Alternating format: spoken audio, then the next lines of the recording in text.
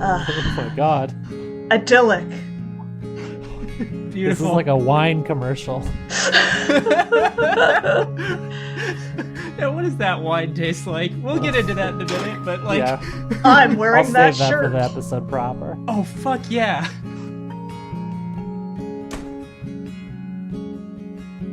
Nice wallet chain. Oh, beautiful.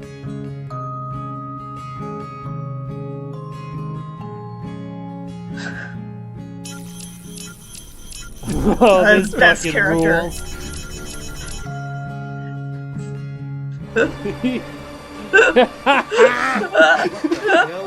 Oh, fuck.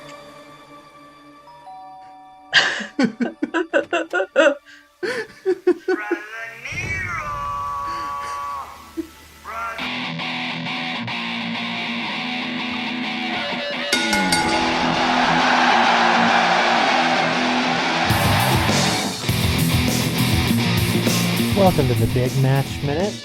This is the show where we take wrestling matches of note, the old WMONs, and we break them down minute by minute. MOS. We all know that. We are on minute 3 of the final deletion currently. I'm Diet Coke. And I am Lilith, and we are once again joined by Vitus. A resident broken wizard. Yes. Now, a thought occurs to me. I mean, we'll get into this in a minute. I kind of like when we get to the end of the final deletion, I kind of want to have you on for another episode where we talk about like where the whole Broken Hardys universe went from here. Sure. Because this An is epilogue just like, episode. yeah, this is just like the tip of the iceberg, and there was It gets so much more bonkers. Yeah. We'll definitely have to do this. Do that. You know, the last minute was pretty. It like we said, it was just a solid Matt Hardy monologue, and a beautiful one at that. At a birthday party. Yeah. That's it. At a birthday party. This one is quite a bit more subdued, I would say. Yeah. Still a good minute, though. It's still an excellent minute. We start off with just a few frames of Matt looking like a fucking maniac. Just enough of frames of that and hearing that music fade out to get how jarring the transition is. Yeah. Like, if the minute had ended, theoretically the minute could have ended in a spot where it wouldn't have been as noticeable. Right. But I'm really glad we got to see it play out like this. Yeah. Need to be reminded. Yeah. Because then we get to see these beautiful, vista shots, this drone photography of Jeff Hardy taking care of his lawn. I have a question about the drone photography. Yes. Do you think the Hardy brothers, as lifelong and proud residents of North Carolina, home to the Wright brothers, pioneers in aviation, do you think they have an instinctive respect for aviation, and that's why they like the drone shots so much? That is quite a line to draw. Well, they also do high spots, so yeah. Hey, now this... I'm beginning. This is beginning to make more sense. Follow-up question: which pair of high-flying brothers is more beloved in North Carolina? Ooh. The Wright brothers or the Hardy brothers? Mm. I feel like if you ask the average North Carolinian, it's probably going to be the Wrights. Right, because not all of them watch wrestling. Yeah. I think probably more North Carolinians love the Wright brothers, but the ones who love the Hardy brothers love them more deeply. Oh yes, Yeah. Absolutely. Because as cool as like the whole concept of aviation is, like it's tough to get super excited about the Wright brothers. Whereas I'd like to see Orville do a swanton bomb like that. Fuck. Oh God. Now, I think we discussed this in a previous minute. I wanted to get Vitus's input on this. Do you think Jeff keeps his lawn like that all the time? Before too, maybe in 2018. Yeah. When this happened, I don't know if he does it anymore, but somehow I get the vibe that maybe he does that. Yeah. Yeah. He's weird dude. Yeah. Yeah. I mean, his house is decorated with his own paintings. So, like... I want to get into the house decor, but I also have a question about the lawn. We didn't see the full extent of it last time, or at least I didn't. Are these runes? What's going on here? I think it's just kind of the designs that have become like one of them is like the Hardy brothers. I keep wanting to call them the Hardy Boys, but that's a different thing. One of them is like their symbol, but the when you pull out to see the lawn with a bunch of symbols, is this like is he trying to talk to the aliens? Is this cornfield? I mean, what are those called? Crop circles. Those designs have been kind of consistently how he's done his face paint over his career. Okay. Yeah. Well, I guess I don't think that rules them out from being runes. No, you're not. No, you're sure. not wrong. I do think, yeah. I think it's just kind of designs that, like in high school, like if you were like good at drawing like an eye or like a weird little dude that you figured out how to draw, and you just draw that over and over again. I think these are just Jeff's like the design he got good at doing. This is part of the Jeff Hardy cool S extended universe, is what you're saying. All his paintings look kind of like that. Yeah. Too. And I mean, they're good. I'm not Yeah. Stick with it's his I don't know, style they look or like whatever. Balls. But a lot of them look like balls. Not all of them, but a lot of them. Before we go inside, one thing I wanted to point out that this is again just the perks of watching a match minute by minute. The shots where we see him kind of putting away his riding mower. The drone operators are just very clearly in shot to the left side of his house. I didn't catch that. Didn't catch that either. Yeah. If you look at, let's see, like around 14 seconds, you can just see two guys that like one of them's wearing like a white polo, the other one's wearing a green polo. Both of them are wearing khaki shorts, and one of them just has like the drone controller in hand. Oh my god!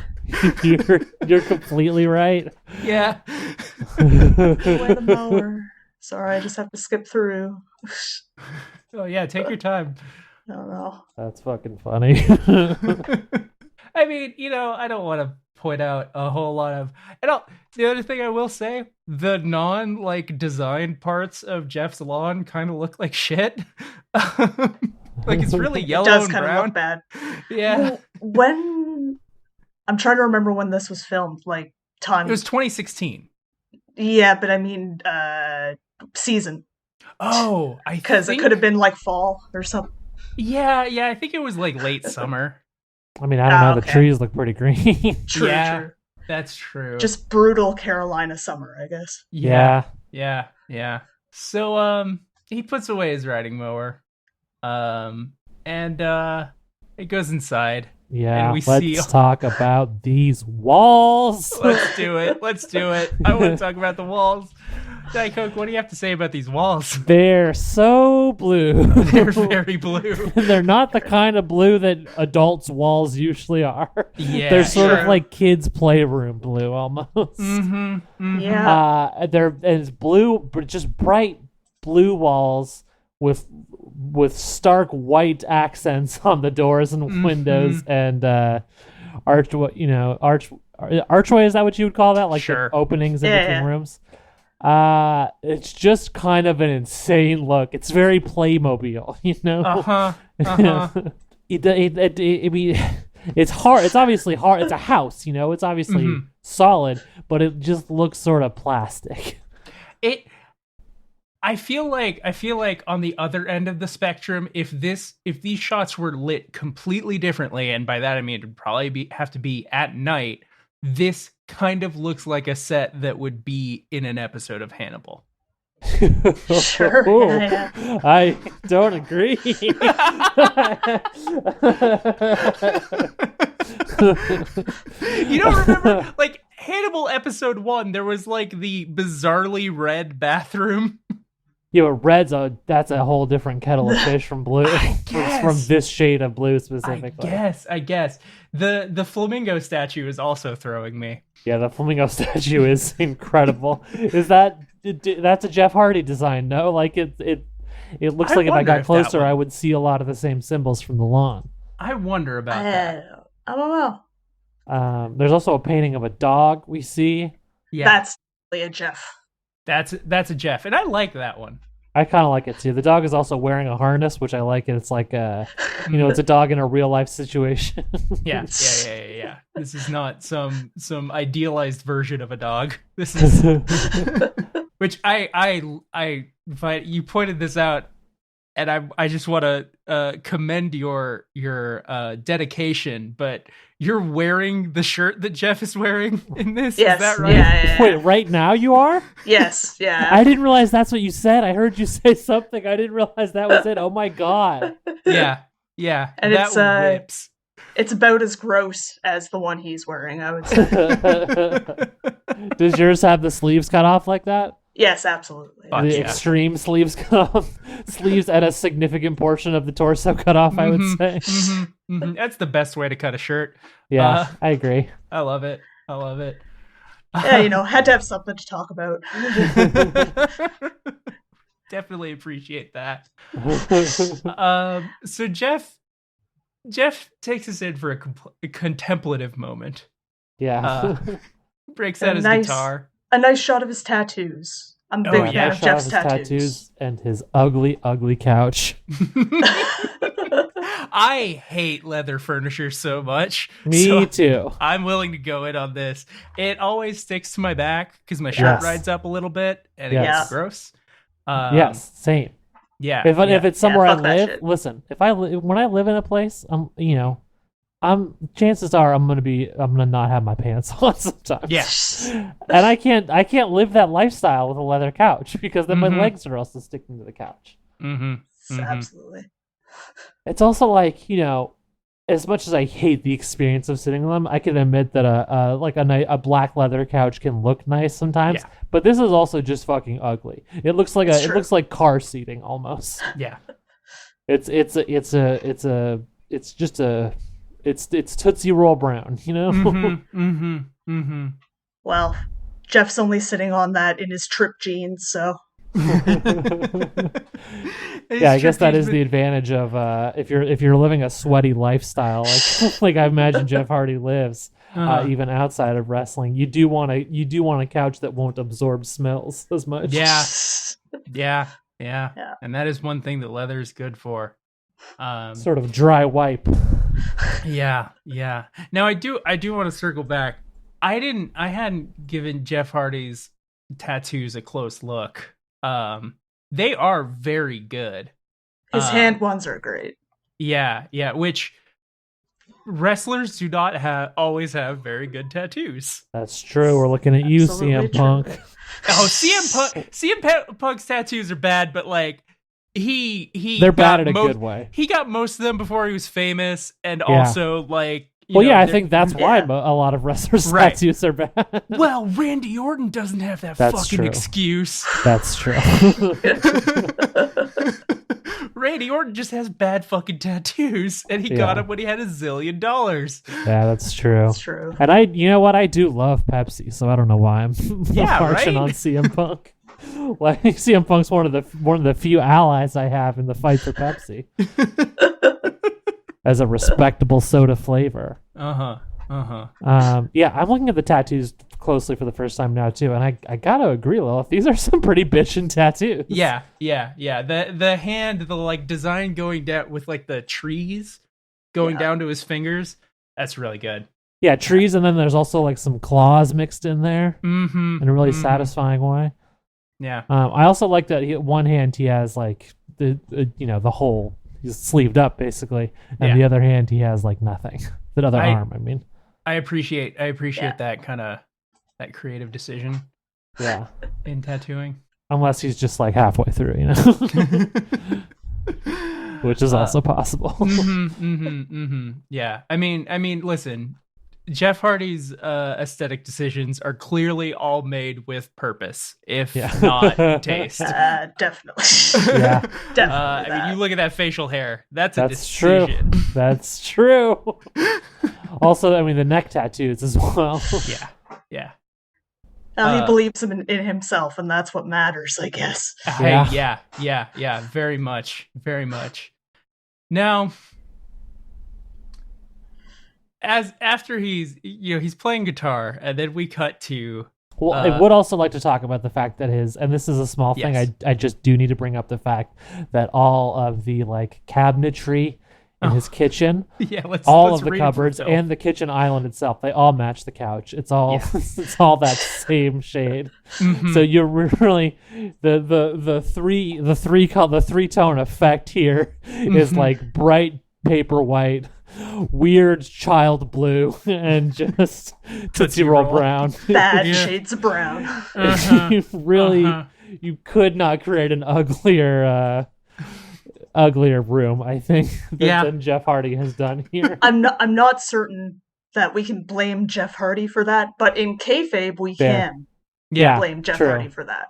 Mm-hmm. It's also in contrasting the Matt Hardy's homes with Jeff Hardy's homes, I almost, as ugly as I think it is, I almost respect Jeff Hardy's home more, because everything about Matt Hardy's home, we mostly seen the exterior and then the interior of his weird wrestling shed, but the little we've seen of the main house interior, it just all screams very McMansion-y. Yeah. Which at least Jeff Hardy made some choices, you know? Mm-hmm. Yeah. Mm-hmm. Yeah. Mm-hmm. I mean, Matt made some choices too. But, but in different ways. If there's anything the Hardy brothers are good at, it's making choices. True.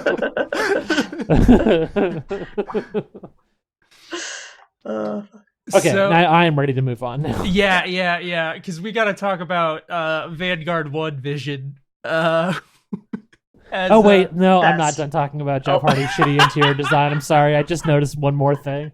I'm sorry to go off like this, but if there's one thing I feel that I bring to this podcast, it's this sort of thing. So Jeff also has on top of his kitchen cupboards, he has pictures. But they're leaned in such a way that you could only see them if you were standing fully across the room like that. If you there's no way if anyone ever wanted to get a close pics of these pictures, they would have to be tall and they would have to take them down to see them. Yeah. I'm seeing that later in the minute because they're not viewable as he's playing guitar, and those are weird places to put some pictures. You only really see them when he stands up to confront the drone. Yeah. That is bizarre. Sorry. You're good. Also, he didn't clean up for the shoot, which I think is very funny. You could see a bunch of shit on the island. Which that I appreciate. Make it look a little lived in. Yeah. Set dressing. I want to talk about Vanguard 1. Yeah, let's do it. Best character. Yes. Best character in the match. We see this red screen filter. Now, I have diligently taken some notes and I wrote down, because there's, we see it says Vanguard 1, and then we see the rapidly cycling profile of Jeff Hardy's face. This kind of a throwback to the one Matt Hardy gimmick I did know, MattHardy.com. Where the Tron would always flash fun facts about Matt during his entrance. Matt facts, yeah. Yeah, Matt facts. Matt likes chocolate milk. Yeah. He despises mustard. Yes. So we get some Jeff facts in this one, though. Isn't that right, Lily? Yes, we do. Okay. It's actually calling him Brother Nero there. That's true. Yeah. Target Brother Nero. Target Brother Nero, 6'2", 1.88 meters, 215 pounds. And then it goes through some Jeff facts, which I have written down. Yeah. Finishing maneuvers. Swanton bomb. Phony twist of fate. I love the detail of phony twist of fate. That's so fucking funny. Known aliases. Yeah. Charismatic Enigma. Yep. Willow. Jimmy Jack Tompkins. Masked Mountain. I'm not familiar with those last two, I must say. Neither am I. Is that a real thing, or is that just They feel like like really old gimmicks to me. Like how John Cena was a cyborg when he first debuted. It sounds like that level of deep cut. But that's just my instinct. I have no idea. You don't? Okay. Yeah, I'll look it up. Idea. We can keep talking about this, but I'll look it up and I'll get an answer back. Well, while we're talking about old gimmick names, do you know that Tyler Black's finisher used to be called the Avada Kedavra? I did know that. Yes, I did know that. Fucking idiot. And that sucks so bad. It really does. That idiot who I love so much. He's such a fucking dork ass. He's such a dumbass. When he came out at WrestleMania dressed as a White Walker from Game of Thrones, I don't know if that was worse or if when he did the Thanos gear at SummerSlam. But that was the fucking Thanos gear was worse. Are you kidding? Of course it was. I don't even think I saw that. Oh God, yeah. I think the references are both as bad, but I think the White Walker at least fits with his character more than Thanos did. Yeah. But I mean, so the thing that he did with the Thanos gear, and this is a wild tangent, is that, because he this was around when he brought the stomp back into the curb stomp. Let's be adults and call it that. Back into his arsenal, and he decorated his boot that he does the stomp with like Thanos' glove, like the Infinity Gauntlet. Yeah, it was stupid as shit. It was the stupidest shit I ever saw. Really lame. Yeah. It's bad. It's bad. Now, if we're gonna beat up on wrestlers for bad cosplay gear, we gotta talk Johnny Gargano. I thought you were gonna go for Kenny Omega. Well, at least. For as much as I hate Kenny, at least Kenny goes niche, and I like that. True. I like that. He's got the gall to come out on TNT television dressed as Sans Undertale. That was just so good. It was excellent in a way. It was fucking excellent, but like. Johnny Gargano has cosplayed like 3 different Avengers on NXT takeovers. Yeah. Like, fuck that. I mean, I don't like comics generally, so I don't know if I can judge him, but I will. Yeah. No, hey, I will. Listen, we can all just happily judge I've had comics fan phases in my life, which is why I think it is very fair for me to judge him. Now, were you able to find anything about Jimmy Jack Tompkins or that was his original cowboy character in 1991, Holy Jimmy Jack shit. Tompkins. And this article that I found talks about it, contains a link to, quote, a hilarious shrimpy photo, but it is a broken link. Fuck. Rip.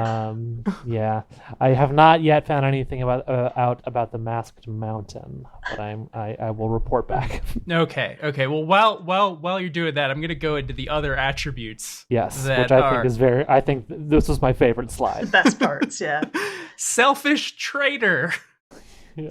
Well, what are these? These are other attributes. Yeah, these are just listed as other attributes. Yes. Yes. This is officially in here. Yeah, that wasn't just us saying that. That's what it is listed as. Yeah. Selfish traitor, miscreant, likes to play guitar and paints, likes motorcycles. Which I feel like those were really like he was starting out like, fuck Jeff, I'm writing out all the things. But also, he does like to play guitar and he does like to paint and he likes motorcycles. And so those are, I guess, redeeming factors. Yeah. I just like that it's telling us he likes to play guitar after we've seen it 2 seconds ago. I mean, it's good affirmation that we're seeing. I would feel bad if Jeff Hardy was doing something he hated to relax after manicuring his lawn. Selfish traitor. Yeah, selfish traitor.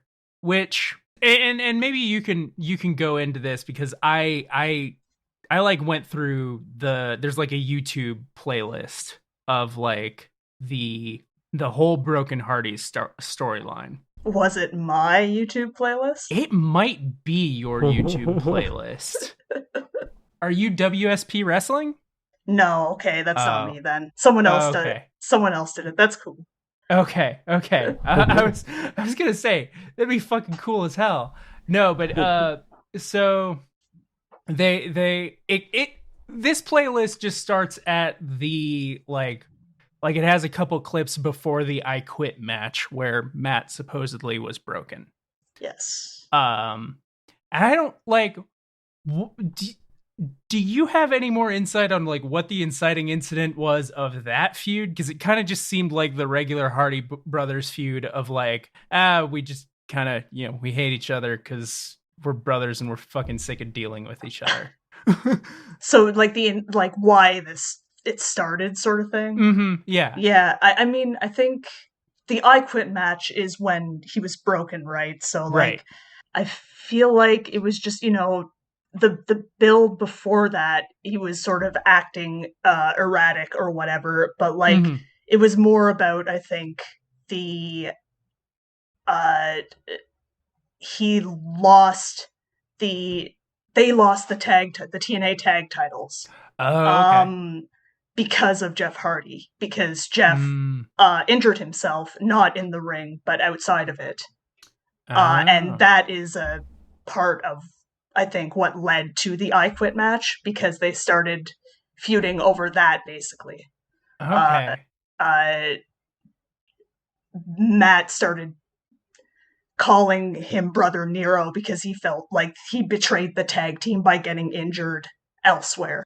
Okay, that's interesting. Because like as Diet Coke and I have previously discussed, there's no fucking way we were watching Impact in 2016. Yeah, certainly not. Now, okay, have you? I'm gonna say, if you haven't found anything about Masked Mountain, I think it is time to call off the search. Yeah, all I found is that it was a gimmick he had at the same like promotion that he started at Omega. Yeah, that's all I have. Which I do want to just call out a factual error that I made in a previous episode of the Big Match Minute. I said that the Hardy brothers started their careers when some carny started a wrestling promotion with trampolines. Turns out that carny was Matt Hardy. So rules. Yeah. They were like 15 though at the time, and maybe even younger than that. Isn't there a whole thing about how like they lied to get about their ages to get on WWE television? Yeah, I think Jeff specifically, maybe not Matt, or to get them both on, but I think because Jeff's younger, right? Yeah, I want to say so. Yeah. Let's get back to the minute. Fucking Vanguard 1 cam zeroes in on Jeff, and it's target identified or whatever the fuck it says. And then Jeff sees the drone come in, and like there must have been some like sharper image in the area that just had like a special on drones around this time.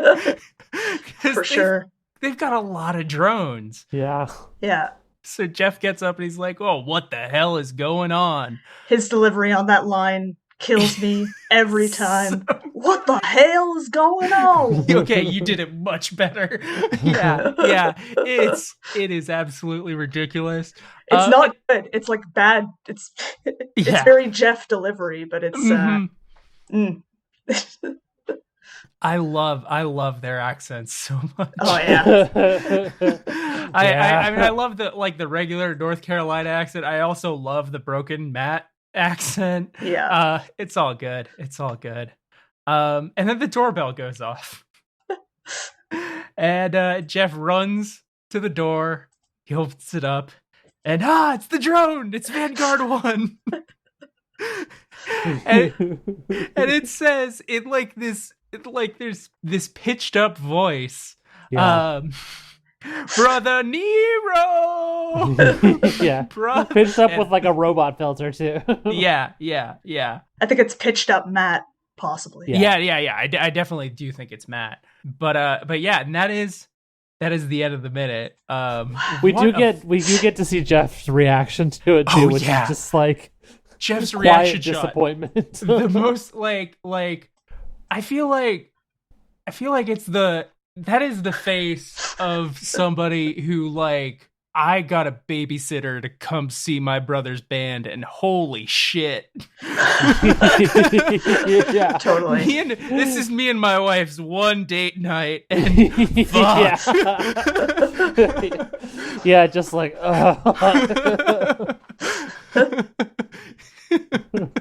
love how it cuts, just this loop cuts from Jeff to back to scary Matt face at the beginning of the party.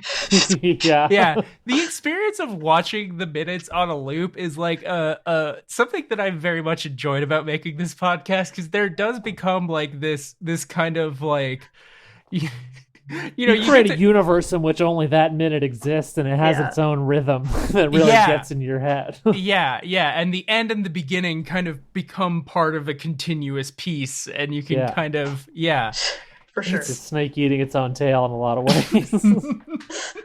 Now, in the cold open, we talked about how there's big wine commercial energy to the drone shots of Jeff Hardy's yard. We never did settle what that wine would taste like, as we promised. Oh, yeah. What does that wine taste like? I'm not much of a wine person, but I think it's going to taste good. I think it's like a Pinot Grigio with just like a kind of weird bitter aftertaste. Like it tastes fine on first sip, but then it settles in your mouth in an unpleasant way. And if I can just say, maybe that faint aftertaste is just a hint of gasoline and possibly a little bit of lake water. Yeah, it's like gasoline with some like lingonberry juice from IKEA in it. Now, Lily, if we let's say we had bought the Jeff Hardy wine, right? And we opened it and we each had ourselves a glass, and we didn't want that wine to go bad, but we've already taken the cork out. Like, what could we use to preserve the freshness of the remaining wine in the bottle? Well, there's some things that I've been looking at Bed Bath & Beyond. I've been doing my Christmas shopping recently. Sure. I've been looking for things to buy my mom. Don't tell anybody, but I bought her a blender. But there's like little things it'll just put the cork right back in there. So maybe that. Yeah, but like, what if you didn't want, maybe I lost the cork. It's just gone. So we need something else to kind of some action to do to the wine bottle. Would it be a plug? It would be a plug. Yeah. All right. Fucking stupid. That's what this show is, Lily. I think it's just usually that I come up with the plugs jokes, and I thought I would do you a favor. My best friend. I appreciate it. I just decide to do her a solid, and I get stabbed in the back. I'm just getting this is no worse than any of mine, but I'm now getting the experience of hearing them, and it's just awful. I'm going to become broken Diet Coke. Oh, when we're both vaccinated, we're gonna fucking kill each other. Vitus, can you tell us, Hell yeah. Vitus, where we can find you on the internet? Sure. You can find me at Real Life Cryptid on Twitter. And don't look for me anywhere else. Hell yeah. You won't be able to see me. I'm blurry. I'm like Sasquatch. Real Life Cryptid on Twitter. You can find me at Death Carpets on Twitter, Instagram, wherever you want to find me. I'm not particularly active anywhere else but Twitter. You can also listen to Ghost Puncher Core. Do it. Yeah. It's a good show. It is. Diet Coke, you got anything you want to plug? I am also not really active much anywhere but Twitter, but I'm very cool, Emily.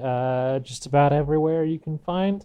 I host some other podcasts. You can find links to them in my Twitter bio.